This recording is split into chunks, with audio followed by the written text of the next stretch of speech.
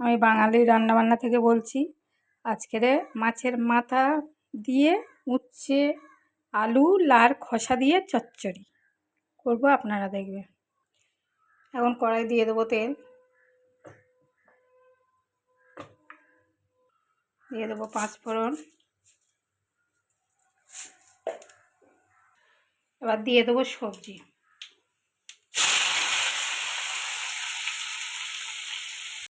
এবার দিয়ে দেবো একটু হলুদ,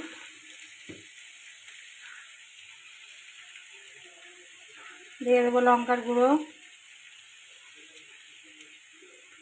দিয়ে কষাতে থাকবো। এবার দিয়ে দেবো মাছের কাঁটা।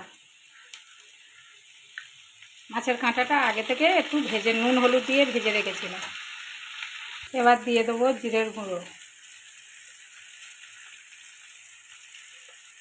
এবার দিয়ে দেবো একটু জল। এটা 5 মিনিট হোক, ফিরে আসছি। লবণ দিয়েছিলাম, একটু কম হয়েছে, আবার লবণ একটু দিলাম। কাঁটা চচ্চড়িটা এবার হয়ে গেছে, নামিয়ে নেব। হয়ে গেছে কাঁটা চচ্চড়িটা। আপনাদের যদি ভালো লাগে লাইক কমেন্ট শেয়ার করে দেবেন। নমস্কার।